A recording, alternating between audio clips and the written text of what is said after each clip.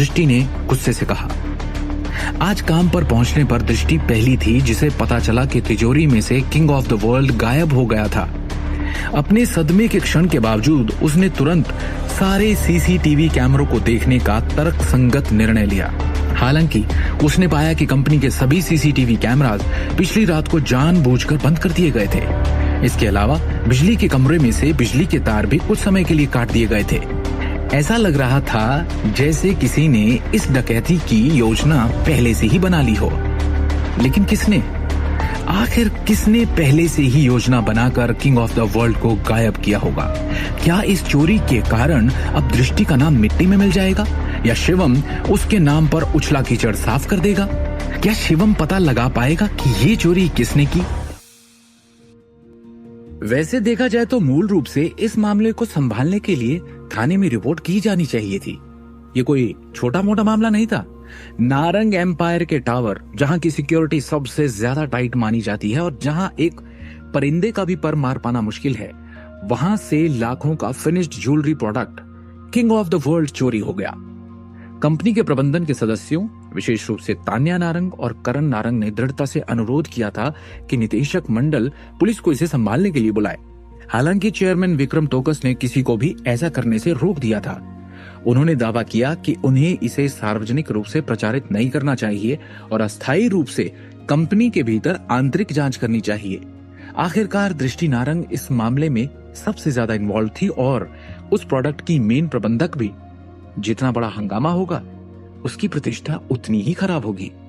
अगर परियोजना के साथ ऐसा कुछ हुआ जिसकी इंचार्ज दृष्टि नारंग थी, तो अध्यक्ष विक्रम में भी हिम्मत नहीं थी कि वो स्थिति की जिम्मेदारी ले लें। मुख्य निदेशक दृष्टि नारंग वास्तव में प्रभावशाली हैं। क्या वो हम पर दबाव बनाने के लिए अपनी स्थिति का उपयोग करने की कोशिश कर रही है? करण ने अजीब स्वर में कहा, लेकिन उसका चेहरा गर्व से भरा था। दृष्टि नारंग, तुम कंपनी में अपनी वर्तमान स्थिति को बेहतर ढंग से समझती हो।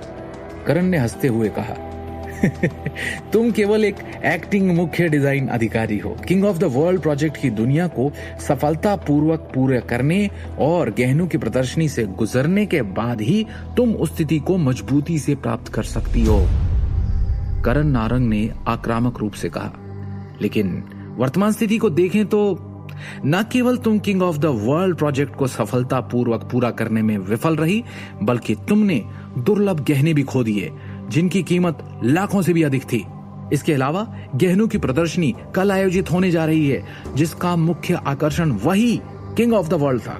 इतनी बड़ी लापरवाही का इस कंपनी को कैसे स्पष्टीकरण दोगी तुम दृष्टि?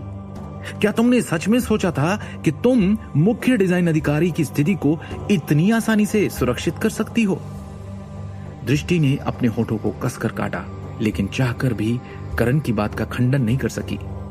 ऊपरी तौर पे वो मजबूत दिख रही थी, लेकिन उसकी आंखों में दर्द छिपा था। वो हमेशा एक छोटी कर्मचारी रही है और अपने लक्ष्य तक पहुंचने के लिए उसने बहुत मेहनत की है। अपनी प्रेरणा और रचनात्मकता के माध्यम से उसने अंततः कंपनी के उच्च अधिकारी के रूप में पहचान प्राप्त की और उसे एक्टिंग निदेशक के रूप में पदोन्नत किया गया। आखिरकार उसे अपने पैरों पर खड़ा होने का और खुद के लिए एक नाम बनाने का मौका मिला। इन पिछले दिनों और रातों की कड़ी मेहनत करने के बाद उसने आखिरकार अपना पहला उत्पाद पूरा कर लिया था, लेकिन जिस काम में उसने अपना सारा खून, पसीना और आंसू बहाए थे, वो कल प्रकाशित होने वाली थी और ठीक उसके पहले किसी ने उसकी चोरी कर ली। अंत में कंपनी के अन्य अधिकारियों द्वारा उसकी आलोचना भी की गई और उस पर झूठा आरोप भी लगाया गया। उसके दिल में इस तरह की पीड़ा को बता पाना नामुमकिन था। इसे सबसे असहनीय चीज भी माना जा सकता है जिसका सामना दृष्टि नारंग ने अपने जीवन में किया था। इसके अलावा उसके पास शिकायत करने के लिए कुछ और नहीं था और वो केवल इन अधिकारियों के अनुचित आरोपों को बस सहन ही कर सकती थी।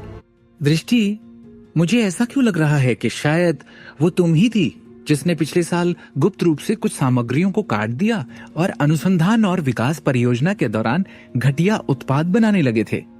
और तुम्हारा असली चेहरा तो अब सबके सामने है। सब देख सकते हैं कि कैसे तुम्हारा इस मामले में कोई भी किसी प्रकार की जिम्मेदारी लेने का इरादा नहीं रखता।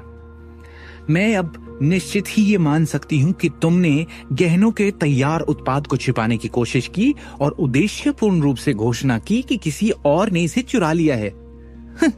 आखिरकार तुम्हारे और तुम्हारे इस नाकारा पति के अलावा किसी और ने किंग ऑफ द वर्ल्ड के वास्तविक अंतिम उत्पाद को नहीं देखा था। तान्या अचानक अपनी सीट से उठ खड़ी हुई और एक ठंडी मुस्कान के साथ कहा। ऐसा लग रहा था कि वो जंगली अनुमान लगाने में शामिल होना चाहती थी और उसने अपने इरादों को छिपाने की कोशिश भी नहीं की। अपनी बकवास बंद करो तान्या। मैंने अपने काम के लिए एक बार भी कोई कोना नहीं काटा है। गहनों का एक टुकड़ा भी पूर्णता के साथ बनाया गया था, दृष्टि ने गुस्से में कहा। वो कंपनी के प्रबंधन से संदेह और आलोचना सहन कर सकती थी, लेकिन वो एक ऐसे व्यक्ति के रूप में जिसने सबसे अच्छे गहने डिजाइन करने का प्रयास किया, अपने काम का अपमान नहीं सहन कर सकी। कितनी मजेदार बात है, तान्या ने मजाक करना जारी रखा। तुम अभी भी ये दावा करने की हिम्मत रखती हो कि तुम्हारी रचनाएं परिपूर्ण हैं। तुम्हें अभी भी ये सोचना चाहिए कि तुम्हारी रचनाएं मेरी जितनी अच्छी नहीं है ना? क्या इस चोरी के कारण अब दृष्टि का नाम मिट्टी में मिल जाएगा या शिवम उसके नाम पर उछला कीचड़ साफ कर देगा? क्या शिवम पता लगा पाएगा कि ये चोरी किसने की और दृष्टि के सपने को वापस पूरा करने में उसकी मदद कर पाएगा, या दृष्टि का ये सपना हमेशा हमेशा के लिए टूट जाएगा? आगे की कहानी जानने के लिए देखिए अगला एपिसोड सिर्फ पॉकेट एफएम के यूट्यूब चैनल पर, और शिवम द हिडन वॉरियर के सारे एपिसोड्स को सुनने के लिए डिस्क्रिप्शन में दी लिंक से डाउनलोड करें पॉकेट एफएम ऐप।